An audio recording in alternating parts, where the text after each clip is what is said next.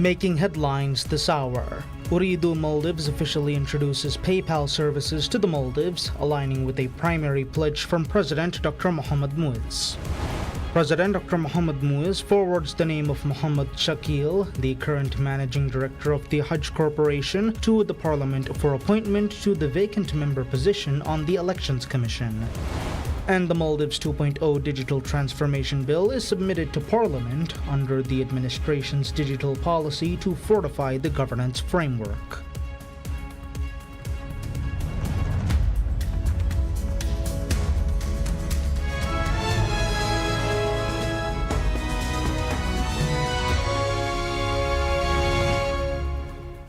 Bismillahirrahmanirrahim. Assalamu alaikum and welcome to PSM News in English with me, Abdullah Ahil. And now the news in detail. President Dr. Mohamed Muiz forwards the name of Mohamed Shakil, the current managing director of the Hajj Corporation, to the Parliament for appointment to the vacant member position on the Elections Commission. The President submitted Shakil's name to Parliament following a public application process to fill the vacancy on the Commission. In a letter sent to the Parliament, President Muiz recommended the appointment of Mohamed Shakil, bearing registry number RS13449, to the position. Along with Shakil's nomination, the President also submitted the names of all other qualified applicants who applied for membership of the Elections Commission. Shakil previously served as a member of the Elections Commission from the 3rd of December 2014 to the 9th of May 2018. Prior to that, he served as Director General of the Commission from the 1st of September 2013 to the 3rd of December 2014. The vacancy on the Elections Commission arose following the resignation of Muhammad Zahid from both his position as a Commission member and as President of the Commission. The Elections Commission is comprised of 5 members. The current members are Vice President Abdul Rahman Salah Rashid and members Hassan Zakaria, Abdul Hasib Ismail and Rifat Abdullah. The position of President of the Elections Commission remains vacant. Under the law, the President of the Commission will be appointed by the President of the Maldives with the approval of Parliament from among the Commission's members once the full membership of the body has been completed. Ooredoo Maldives officially introduces PayPal services to the Maldives, aligning with a primary pledge from President Dr. Mohamed Muiz. The service, formally inaugurated by President Muiz at the Barcelona Sundramale Hotel, fulfills his central promise to introduce e-wallets featuring modern payment systems. Amir Viliani, PayPal's Vice President and General Manager, stated that the platform will connect individuals and businesses securely, representing an essential step for the administration's Maldives 2.0 vision. Viliani described the initiative as a vital opportunity for freelancers and entrepreneurs that elevates economic diversification. The inward remittance license was granted in October 2025 to Fintech Maldives, an Ooredoo Maldives subsidiary, followed by testing earlier this year. The service operates via Ooredoo M-FASA through a seamless integration. Shati Qawasmi, Ooredoo Chief Executive and Managing Director, remarked that the milestone drives the nation's digital connectivity and provides momentum to build a robust digital economy, noting that as the country journeys toward a digital Maldives, this marks a crucial step. Qawasmi added, consequently, individuals gain expanded international opportunities. While Ooredoo Maldives spearheaded operational implementation, the project was a highly prioritized administration initiative. The government initially disclosed in August 2024 that it had submitted a proposal to secure the platform. Following deployment, the Maldives is now officially recognized among the region's most advanced digital economies. In a landmark event that fulfilled a key campaign pledge, President Dr. Mohamed Muiz officially launches PayPal services in the Maldives, declaring a new era for the island nation's digital economy. Speaking at the ceremony, the President challenged local creators and innovators to leverage the newly available online payment platform to establish a foothold in international markets. According to the president, the biggest obstacle for Maldivian creators has been the lack of easy, secure channels to share their skills and products with the world. Despite the size of the nation, the incumbent administration has refused to accept that limitation, he said, adding that by bringing PayPal, Maldives has opened a direct gateway to the global marketplace. The launch is part of a broader strategic blueprint aimed at transforming the Maldives into a digitally driven economy. The president outlined a vision to raise the contribution of the digital sector to the country's GDP to at least 15% by 2030, a target supported by the Divaru International Submarine Cable Project in partnership with Google. The president insisted that the Maldives is now equipped with the most advanced digital infrastructure ready to support cutting-edge commerce and innovation. President Muiz also highlighted the historical parallels between the Maldives' maritime connections and today's digital links. He explained that while Maldives' ancestors connected the nation to the world by sea, today Maldives is connected to the world through the digital economy. In addition to the PayPal rollout, the government is developing the Creator Hub, a state-of-the-art complex slated to open on the 11th of November. The hub will feature modern studios and co-working spaces designed to nurture talent across creative industries. Regional facilities are also being rolled out across the atolls to ensure every citizen can access the tools needed to market their products globally. The president called on Maldivian manufacturers, artisans, and entrepreneurs to take full advantage of these new facilities, showcase Maldivian ingenuity to the world, and step onto the international stage. Mohammed Saeed, the Minister of Economic Development, Transport and Trade, says the participation of Maldivians in the global digital economy will expand alongside the integration of PayPal at an Uridu Maldives ceremony marking the official commencement of the services. The seamless integration eliminates a substantial barrier to digital economic participation, Minister Saeed noted, calling the milestone the culmination of efforts since President Dr. Mohamed Muiz assumed office on the 17th of November 2023. He added, strong leadership can yield tangible results, demonstrating that neither the small market nor geographic formation should cause the nation to fall behind. Modernizing the domestic financial framework within legal bounds was a stated directive of the president, Minister Saeed added, aiming to secure unhindered digital freedom, specifically empowering youth and women, while projecting Maldivian productivity worldwide. Minister Saeed noted, citizens have historically viewed PayPal as the definitive model, widely regarding it as the most needed solution, whose vast global market share grants it unparalleled influence. While introducing international financial pathways was a central pledge in the presidential manifesto,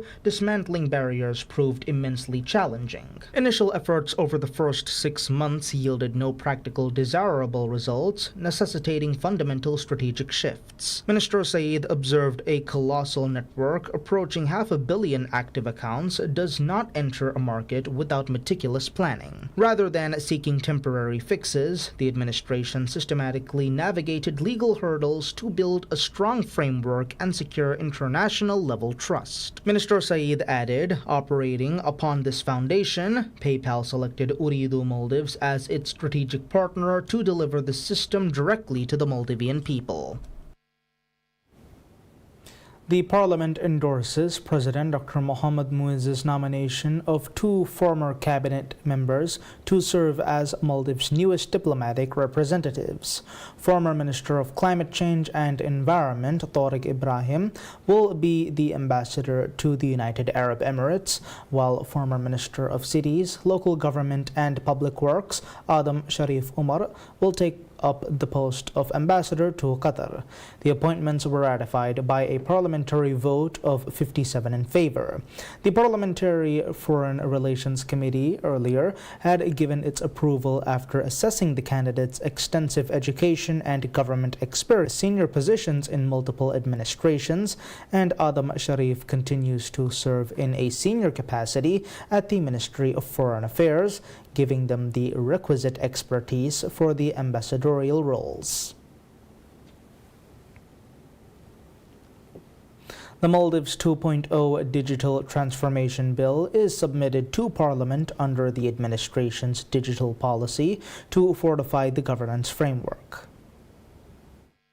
Introduced for the administration of President Dr. Mohamed Muiz by Muhammad Ali, the Member of Parliament representing Gaddu, the bill aims to deliver services in a reliable, secure, and sustainable manner. Upon enactment, the bill initiates a digital-first program titled Maldives 2.0 to align administrative procedures with modern technology, increase efficiency, and build public trust. To administer these systems, a specialized agency, the Maldives Digital Service, will be created, absorbing all personnel, responsibilities, and rights from the existing service under the Ministry of Homeland Security, Labor, and Technology. Remaining under the ministry's jurisdiction, the agency's sole mandate will be providing state information and communications technology services and maintaining infrastructure. The presiding cabinet minister will be held accountable to Parliament. The President of the Republic will appoint a Commissioner for Digital Technology as Chief Executive.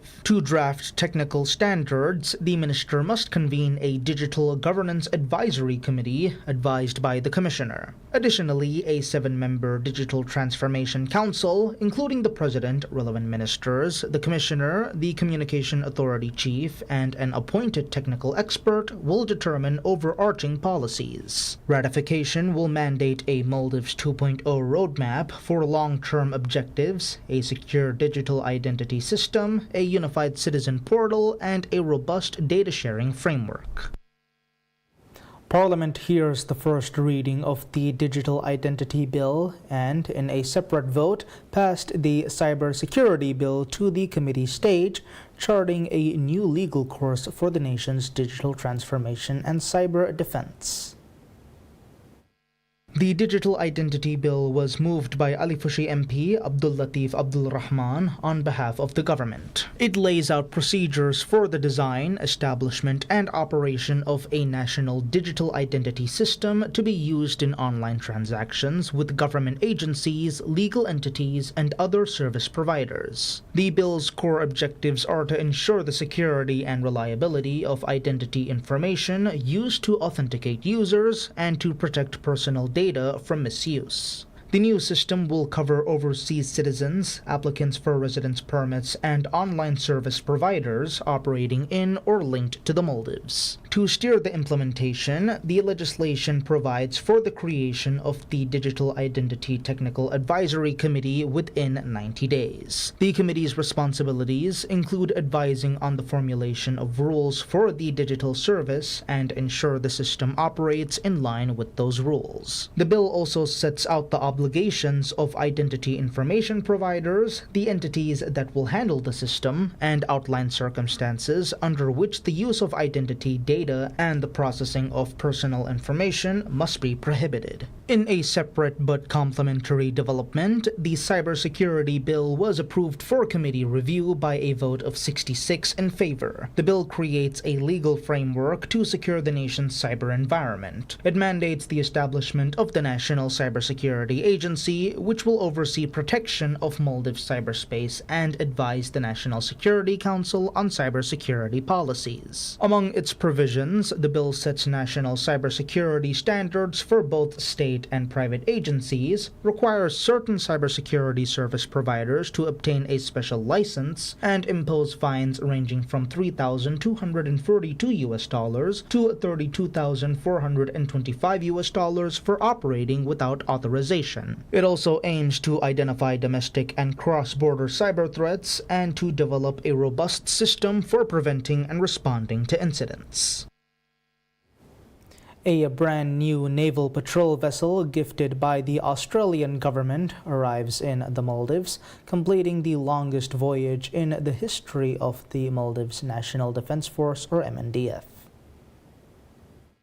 The vessel was welcomed at the port of Hulumale by a ceremonial escort of the MNDF Coast Guard and a water salute, underscoring the historic significance of the donation. The 40-meter vessel, built by Austal Limited at the Henderson Shipyard in Perth, was delivered under the Australian Defence Cooperation Program. It is intended to symbolize the strong and enduring relationship between Australia and the Maldives. Prior to its arrival, MNDF Coast Guard crews completed specialized training and familiarization trials in Australia to ensure they can operate the platform effectively. The procurement was ordered by President Dr. Mohammad Muiz in consultation with the Australian government, reflecting his policy agenda to double the operational capacity of the Maldives Coast Guard and transform the MNDF into a force capable of fully managing Maldivian waters. The ship is scheduled to be officially commissioned and placed into service in July. Once operational, it will significantly enhance the MNDF's ability to patrol Maldivian waters, deter illegal activities such as smuggling and illegal fishing, and conduct search and rescue operations. The addition is also expected to elevate the Maldives' contribution to regional security and stability. Chief of Defence Force Major General Ibrahim Hilmi, who inspected the vessel alongside Australian High Commissioner to the Maldives, David Jessup, said the donation marks a new chapter in the Maldives' maritime capabilities. The arrival of the vessel signals a major step forward for the Maldives' defense posture and highlights the growing defense ties between the two nations. With commissioning set for July, the MNDF is poised to markedly improve its maritime surveillance and response capabilities.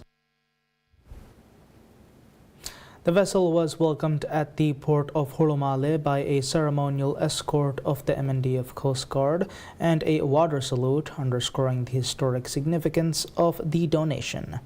The 40-meter vessel, built by Austal Limited at the Henderson Shipyard in Perth, was delivered under the Australian Defence Cooperation Program.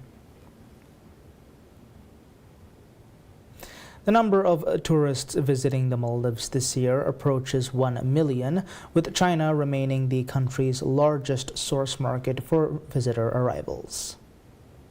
According to statistics released by the Ministry of Tourism and Civil Aviation, 994,901 tourists visited the Maldives as of the latest reporting period. While this represents a 4.9% decrease compared to the same period last year, it marks a 4.5% increase compared with 2024. The statistics show that 980,054 tourists arrived in the Maldives by air, while a further 14,847 visitors entered the country by sea. China remained the leading source market with 153,790 tourist arrivals, followed by Russia with 136,495 visitors. The United Kingdom ranked third with 82,850 arrivals, while Italy and Germany recorded 78,888 and 64,075 visitors respectively. Of the tourists who visited the Maldives so far this year, 694,411 stayed at resorts. Guest houses accommodated 231,189 tourists, while 24,321 visitors spent their holidays at hotels. The Tourism Ministry statistics also show that 1,286 tourist establishments are currently in operation across the Maldives. These facilities have a combined bed capacity of 67,468.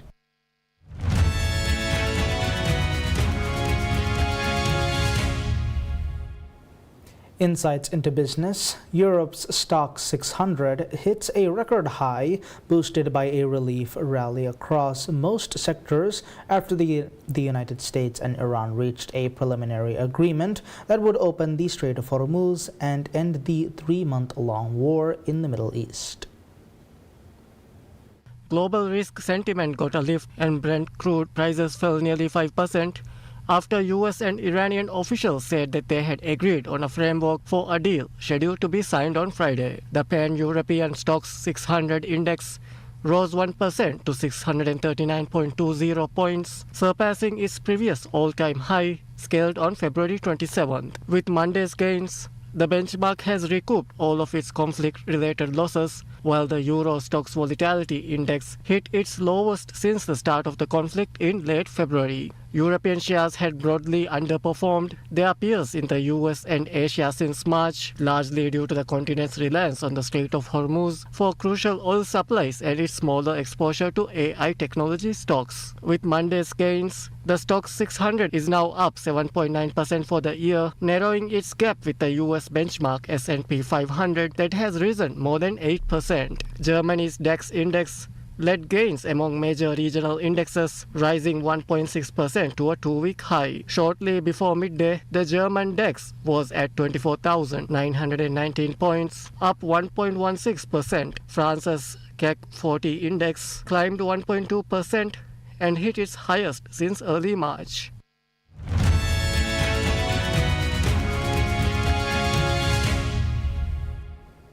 Updates on world affairs. Iran's state media says that the U.S. was forced to sign a memorandum to end the war. Iran's state media said that Pakistan's Prime Minister Shehbaz Sharif had announced the permanent and immediate end of the war on all fronts of the U.S. war against Iran and its allies. Sharif earlier said that the U.S. and Iran will hold an official signing ceremony on the Friday, 19th June, in Switzerland. Multiple sources previously told Reuters that the draft deal would reopen the Strait of Hormuz and the U.S. blockade of Iranian ports and extend a ceasefire while leaving Iran's nuclear program to be addressed during a 60-day period of additional talks. The precise terms of the deal were not immediately known.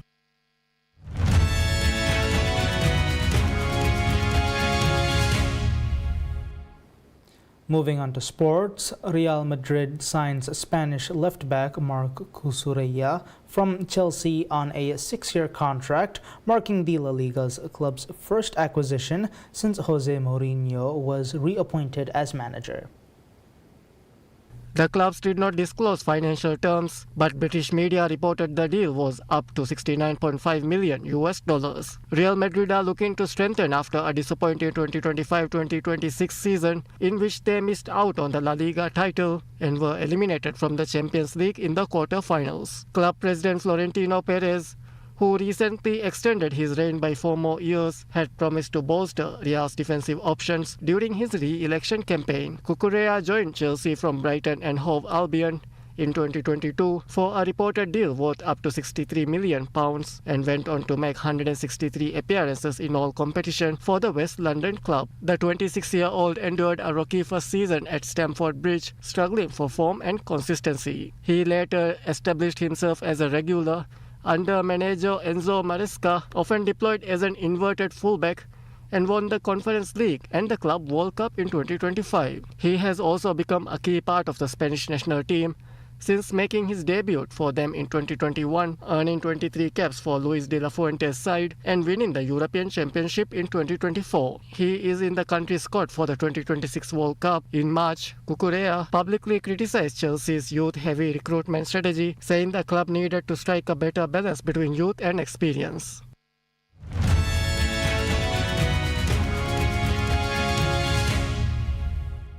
Concluding with news and entertainment, Indian social worker Sunil Joseph secures a Guinness World Record for the world's largest collection of paper cups. Officially verified in December 2025, the 57-year-old's collection included 858 unique paper cups from 31 countries, the result of a lifelong passion for collecting unusual items worldwide. Footage filmed at Joseph's home in Kerala shows him surrounded by rows of paper cups of every shape and size, from small coffee cups to oversized soft drink containers from global brands. It also shows his extensive mug collection and a wall covered with Guinness World Record certificates. Joseph said his fascination with collecting began in childhood and has remained a constant throughout his life. His attempt to claim the paper cup record began 5 years ago, after a Guinness title he previously held for the collection of 5,986 phone cards set in 2013 was surpassed. With the paper cup record now secured, Joseph has already turned his attention to another Guinness title, this time for his collection of wedding invitation cards. And that's all the news we have for today. We'll be back with any further updates. Until then, I'm Abdullah Ahil from PSN News.